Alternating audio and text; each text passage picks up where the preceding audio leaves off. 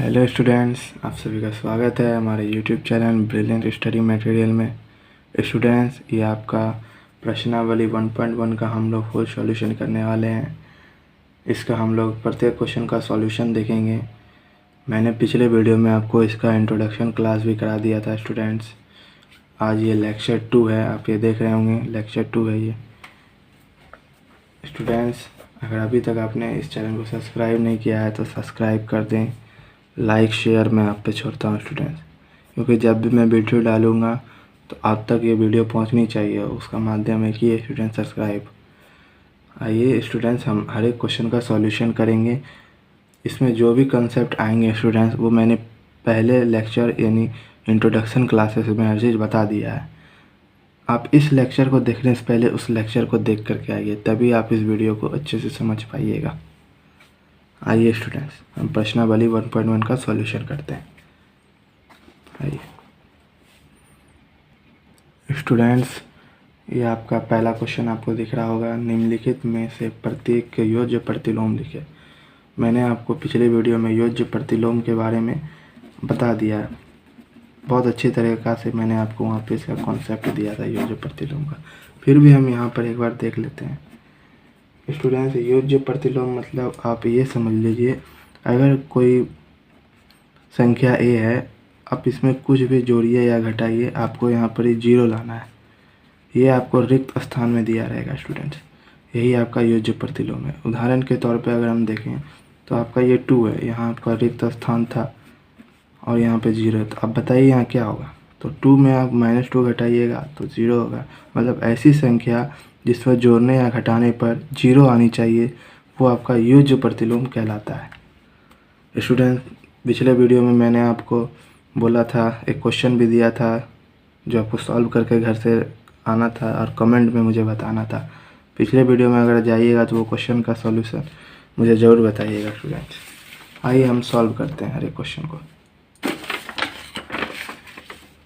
आइए,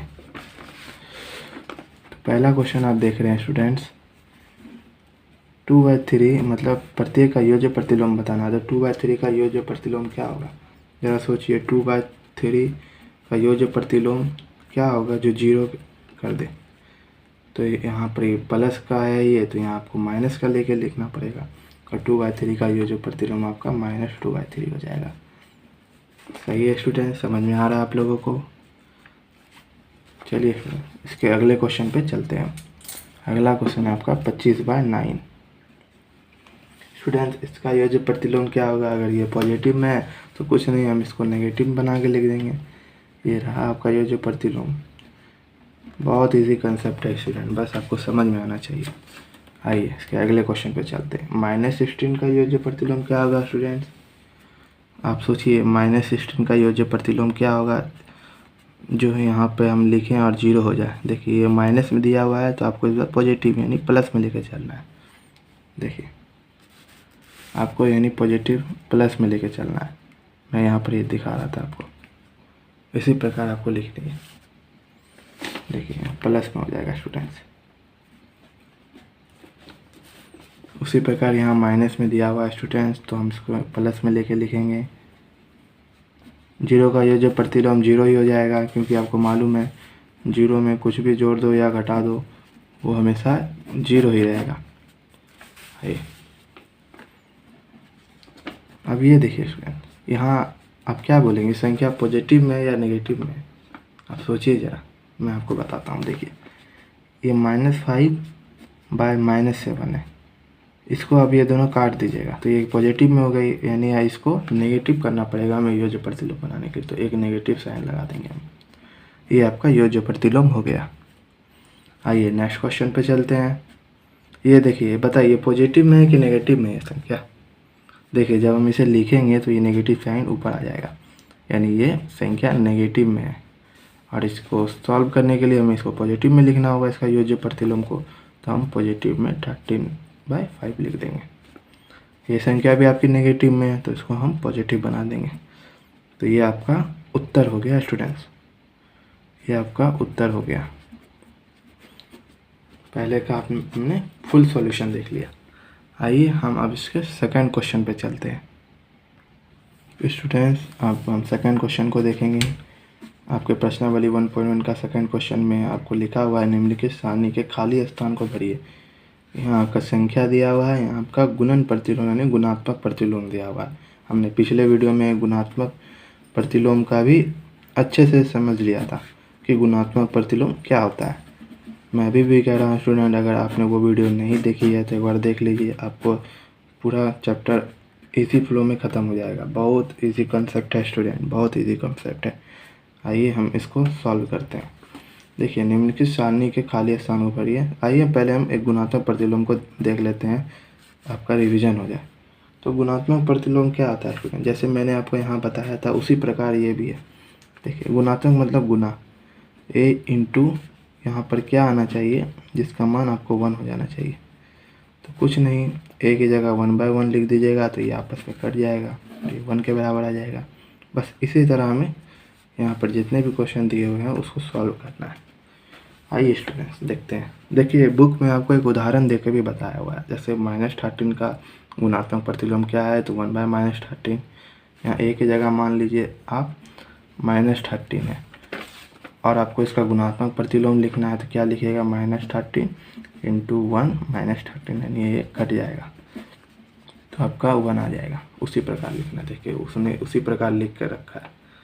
तो आइए हम इसका गुणात्मक प्रतिलोम करेंगे ताकि इसका वैल्यू 1 आ जाए। आइए जैसे 5/4 है, हमको इसको 1 बनाने के लिए क्या करना पड़ेगा, 4/5 करना पड़ेगा। यानी इसका समझ लीजिए योज्य प्रतिलोम, इसका व्युत्क्रम कर देंगे, आप ऐसे समझ सकते हैं। इसका व्युत्क्रम क्या होगा, यानी गुणात्मक प्रतिलोम क्या होगा, तो इसका हो जाएगा स्टूडेंट्स, माइनस तो रहेगा ही, -7/4। कुछ नहीं, नीचे की संख्या ऊपर, ऊपर की संख्या नीचे, आपको इतना ही ध्यान रखना है। आइए स्टूडेंट्स इसका सॉल्यूशन करते हैं। इसका हो जाएगा आपका -8/5 -5, अब -1 का ये जो प्रतिलोम आपका -1 ही हो जाएगा। तो ये चीज़ आपको समझ में आ गई होगी स्टूडेंट्स।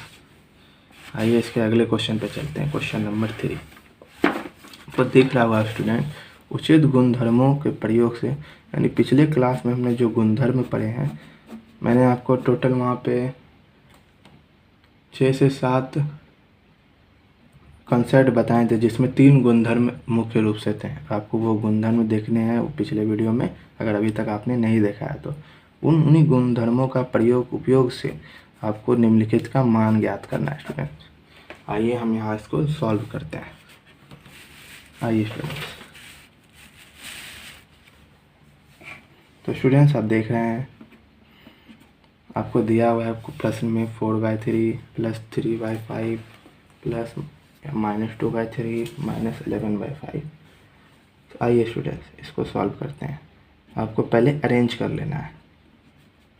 देखिए माइनस वाला को एक तरफ ले आना है ताकि 2 माइनस में ना रहे और 2 एक साथ प्लस में ना रहे।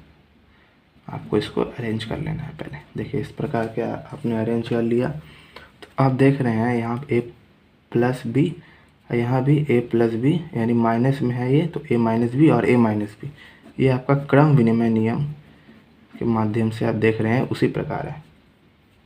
तो आप यहाँ लिखेंगे क्रम विनिमय नियम के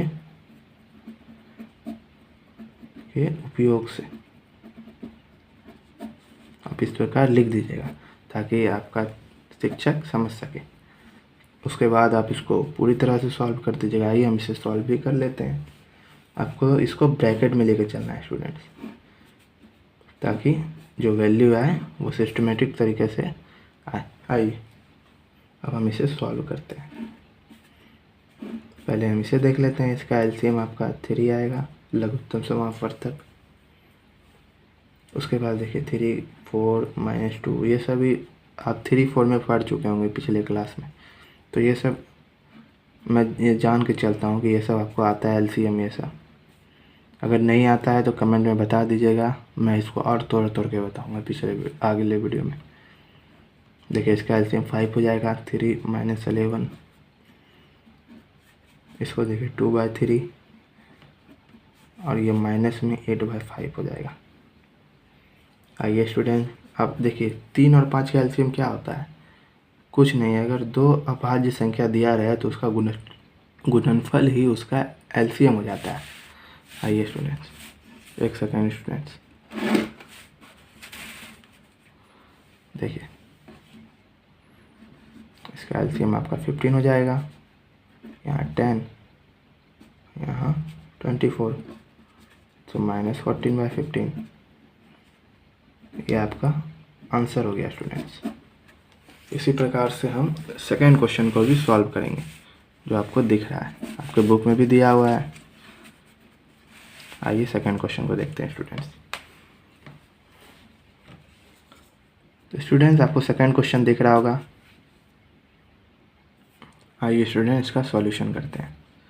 तो स्टूडेंट्स देखिए, पहले आप इसी प्रकार इसको अरेंज कर लीजिएगा। पहले हम क्वेश्चन को एक बार फिर से उतार लेते हैं ताकि क्वेश्चन साफ सुथरा दिखे।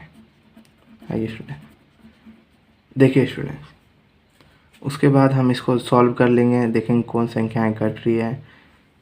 हम इसमें भी नियम लिखेंगे क्योंकि इसमें भी गुणधर्मों का प्रयोग करना है। आइए आप लिखिएगा 2/5 इंटू -3/7। अब इसको हमने सॉल्व कर लिया तो इसको बाद में लिखेंगे, पहले हम इसे लिख लेते हैं, इसे 2/5। अब इसको सॉल्व किया था हमने, तो ये आया -1/4। तो स्टूडेंट्स मैंने आपको एक नियम पढ़ाया था पिछले वीडियो में, आपको याद नहीं है तो मैं बता देता हूँ।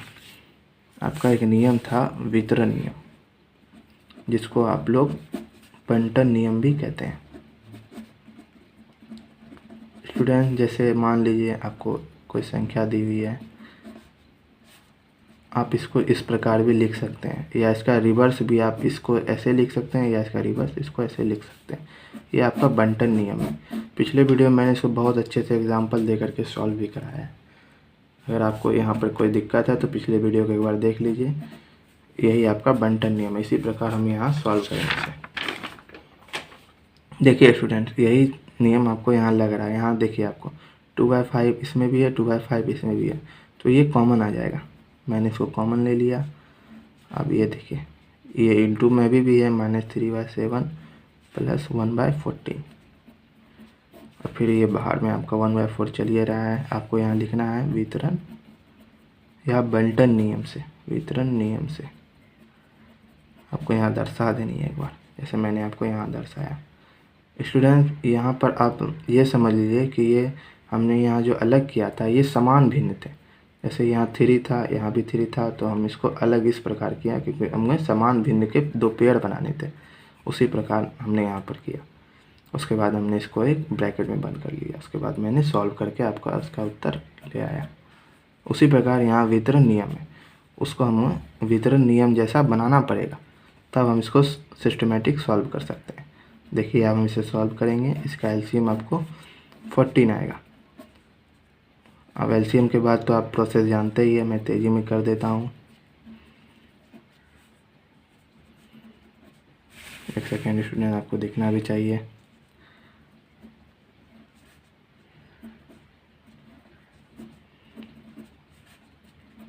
तो आप बोर्ड मास पढ़े होंगे स्टूडेंट्स, आपने बोर्ड मास पढ़ा होगा। तो पहले हम मल्टीप्लिकेशन को पहले करते हैं। तो देखिए ये कट गया, ये 7 बार में कट जाएगा, माइनस का साइन है और ऊपर 1 छुपा हुआ है, तो -1/7, ये 4, ये माइनस में है। इसका अगर आप एलसीएम लीजिएगा तो 28 आएगा, 28 आएगा स्टूडेंट्स। फिर यहाँ -4, यहाँ -7, यहाँ -11/28। ये आपका उत्तर हो गया स्टूडेंट्स। तो कैसा लगा? अगर आप नियमों को अच्छे से जानिएगा स्टूडेंट, तो ये क्वेश्चन कुछ भी नहीं है आपके सामने। अब तुरंत इस क्वेश्चन को बना लीजिएगा। देख लीजिए, मैं आपको प्रॉपरली सॉल्यूशन दे दिया हूँ, देख लीजिए आप एक बार, देख लीजिए। चलिए अब हम इसके अगले क्वेश्चन नंबर 4 में चलते हैं। स्टूडेंट्स आपका नेक्स्ट क्वेश्चन नंबर 4 है, जिसमें आपको कह रहा है 5/18 यानी 5/18 को -7/72 के व्युत्क्रम से गुना कीजिए। एक सेकेंड स्टूडेंट्स, व्युत्क्रम से गुना कीजिए। तो मतलब स्टूडेंट ये क्वेश्चन कह रहा है 5/18 को इसके व्युत्क्रम से आपको गुणा करना है। तो इसका व्युत्क्रम क्या होगा, मैंने आपको अभी बताया था। व्युत्क्रम मतलब जस्ट इसका अपोजिट, यानी मान लीजिए ए का व्युत्क्रम क्या होगा, मैं आपसे पूछता हूँ 1/a होगा। 5 का व्युत्क्रम क्या होगा, 1/5 होगा। मान लीजिए 2/3 का व्युत्क्रम क्या होगा, 3/2 होगा। बस यही चीज़ है स्टूडेंट। इसका व्युत्क्रम क्या होगा, -7/72 का व्युत्क्रम आपका 72/7 हो जाएगा माइनस का। बस यही है स्टूडेंट। आइए देखते हैं इसको। आइए देखिए, आपको यहाँ गुना करने कह रहा है तो हम यहाँ गुना कर देंगे। इसका व्युत्क्रम आपका ये हो जाएगा। आप जानते हैं 18 के पारा में 72 4 बार में एक काट देता है ऐसे, तो हम काट देंगे। हो जाएगा ये आपका -20/7। तो ये आपका उत्तर हो गया, राइट उत्तर। चलिए अब इसके अगले क्वेश्चन पे चलते हैं हम। स्टूडेंट क्वेश्चन नंबर 5 में अब हम आ गए हैं। यहाँ भी आपको स्टूडेंट गुणधर्म से रिलेटेड ही क्वेश्चन है। अगर अभी तक आपने नहीं देखा है पहला वीडियो तो उसे देख के आइए, नहीं तो आपको हर क्वेश्चन में आपको प्रॉब्लम क्रिएट होगी। आइए, फिर भी मैं इस वीडियो में आपको जो भी गुणधर्म आ रहे हैं उसको बताने की कोशिश करूँगा। आइए, क्वेश्चन है आपका -1/3 इंटू ब्रैकेट 1/2 प्लस 1/4 ब्रैकेट बंद इक्वल टू, फिर ब्रैकेट है 1/3 माइनस इंटू 1/2, फिर प्लस पे ब्रैकेट -1/3 इंटू 1/4 ब्रैकेट बंद के रूप में कौन सा गुणधर्म बताया जा रहा है। आप बता सकते हैं स्टूडेंट ये कौन सा गुणधर्म है। तो आप देख रहे होंगे स्टूडेंट्स, चलिए मैं आपको दिखाता हूँ, बताता हूँ ये कौन सा गुणधर्म। मैंने आपको अभी एक गुणधर्म पढ़ाया था, आपको याद होगा। जैसे आप देख लीजिए इस गुणधर्म, ये कौन सा गुणधर्म है मैं आपको बताता हूँ। देखिए इस तरह का गुणधर्म अगर कोई दिखे तो आप इसको इस प्रकार लिख सकते हैं। ये आपका बंटन नियम यानी वितरण नियम है। अभी मैंने आपको पिछले क्वेश्चन में बताया था वितरण यानी बंटन नियम है। बस उसी प्रकार आपसे ये पूछ रहा है कि ये कौन सा नियम है।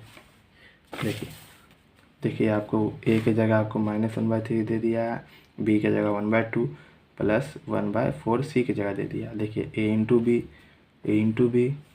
प्लस ए इंटू सी। बस वही चीज़ मैंने आपको यहाँ लिखा है। देखिए ए इंटू बी ए इंटू सी और बीच में प्लस, बस यही चीज़ यहाँ लिखा हुआ है। तो ये कौन सा गुणधर्म है आप लिख दीजिएगा। ये वितरण यानी वितरता या बंटन का गुणधर्म है। और इस प्रकार इसका सॉल्यूशन हो जाएगा स्टूडेंट्स। आगे की वीडियो में हम क्वेश्चन नंबर 6, 7 आगे के सॉल्यूशन को देखेंगे, जितने भी क्वेश्चन हैं।